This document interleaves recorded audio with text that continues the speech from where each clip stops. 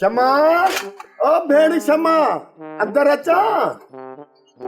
अञा केॾो अंदर ईंदे हलियो त आयो कम आहे तॾहिं आयो आहियां छो केड़ो कम अथई हो मासी मुराद आहिनि इहा चवंदी आहे जंहिं घर में जेका छोकिरी नाले थियल हुजे न उते कॾहिं बि न वञिजे चमचनि जी दुआ सां जॾहिं ख़बर बि अथई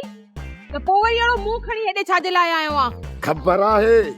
तॾहिं त इजाज़त वठी पोइ आयो आहियां घर में अची त वियो आहीं हाणे वरी छाजी इजाज़त तो वठी अदी शमा इहा ख़बर अथई वॾेरो लाइक़ अल्लाह साईं खे प्यारो थियो चमचनि जी दुआ सां हा हा मूंखे चङी तरह ख़बर आहे तुंहिंजी न शादीअ जी तारीख़ ॿधी त ॻोठ जो चङो मुड़सी गुज़ारे वियो निभागा अदी शमा ओ भेण शमा मुंहिंजी त शादी थिए थी न मां त सिर्फ़ु भाॻो आहियां सुलझल माण्हू आहियां चमचनि जी दुआ सां अदी कम पुछीस कम दफ़ा करीस अजायो मथो खाईंदो असांजो मथो कोन थो खावां हाणे मां मानी खाइण आयो आहियां चमचनि जी दुआ सां बाबो ऐं अधो वॾो या हिन वॾेरे जे तॾे ते उहे त उतां मानी खाईंदा मां वरी सोचो मुंहिंजो वञा पंहिंजी ज़ाल जे हथनि जी मानी वञी खावां चमचनि जी दुआ सां पर कुकड़ लेटाइजो कुकड़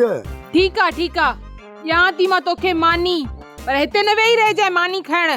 घर वञी खाइजाए हाणे विसारे छॾ पंहिंजी शादीअ खे जॾहिं थियो न वॾेरे लाइक़ जो चालीहो त उन खां पोइ अचे मोड़ ॿधी बीजाए ते इहो चालीहो कहिड़ी तारीख़ ते ईंदो अदी मानी नीस दफ़ा करीस हितां अजायो मुंहिंजो रत तो टहकई हा दी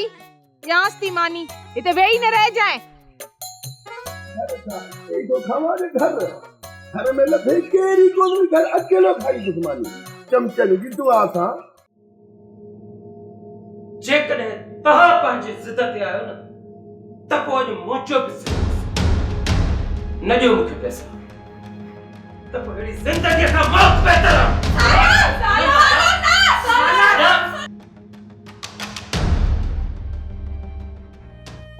पर बाबा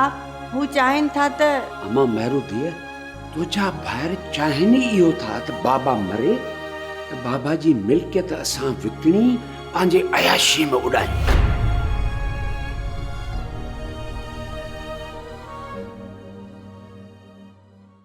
सोप सीरियल सिंध जाई